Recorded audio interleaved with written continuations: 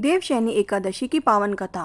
देवशयनी एकादशी, जिसे आषाढ़ शुक्ल एकादशी या हरिशयनी एकादशी भी कहा जाता है, यह एक अत्यंत पुण्यदायक व्रत है। इस दिन से भगवान विष्णु क्षीर सागर में योग निद्रा में चले जाते हैं और 4 महीने बाद प्रबोधिनी एकादशी, जो कि कार्तिक शुक्ल पक्ष में आती है, को जागते हैं। इन 4 महीनों की अवधि को चातुर्मास कहा जाता है। इस दौरान शुभ कार्य जैसे विवाह आदि वर्जित माने जाते हैं। देवशयनी एकादशी की पौराणिक कथा। पुराणों के अनुसार एक समय की बात है। सतयुग में माधांता नामक एक प्रतापी राजा राज्य करते थे। उनके राज्य में प्रजा सुखी थी, धर्म का पालन होता था। एक बार उनके राज्य में भयंकर अकाल पड़ा। न वर्षा हुई, न अन्न उगा। चारों ओर हाहाकार मच गया। राजा ने अनेक उपाय किए, किंतु कोई लाभ नहीं हुआ। तब वे वन में तपस्वियों के पास समाधान ढूंढने गए। वहाँ उन्हें ऋषि अंगिरा मिले। राजा ने हाथ जोड़कर पूछा, हे मुनिवर, मेरे राज्य में प्रजा दुखी है, वर्षा नहीं हो रही। कृपा कर कोई उपाय बताइए जिससे सबको कष्टों से मुक्ति मिले।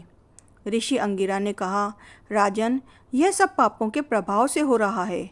यदि आप और आपकी प्रजा आषाढ़ शुक्ल एकादशी को श्रद्धा से व्रत रखे तो अवश्य ही वर्षा होगी और सब संकट दूर हो जाएंगे। इस दिन भगवान विष्णु शयन करते हैं, इसलिए इसे देवशयनी एकादशी कहा जाता है। राजा माधांता ने पूरे राज्य में व्रत करने का आह्वान किया।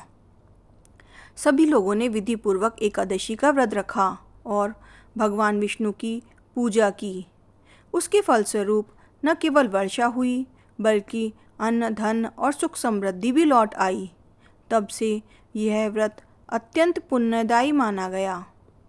देवशयनी एकादशी व्रत का महत्व। इस व्रत से पाप नाश होता है, भगवान विष्णु की कृपा प्राप्त होती है, मोक्ष की प्राप्ति का मार्ग खुलता है।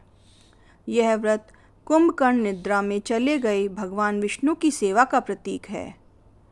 व्रत विधि संक्षेप में। व्रती प्रातः स्नान कर व्रत का संकल्प ले। घर में कलश स्थापना करके भगवान विष्णु की पूजा करे। तुलसी पत्र, पीले पुष्प, पीले वस्त्र, पंचामृत आदि से भगवान को अर्पण करे। रात्रि को जागरण करे और भजन कीर्तन करे। द्वादशी को ब्राह्मण को भोजन कराकर दान दक्षिणा दे और व्रत पूर्ण करे। जय श्री कृष्णा।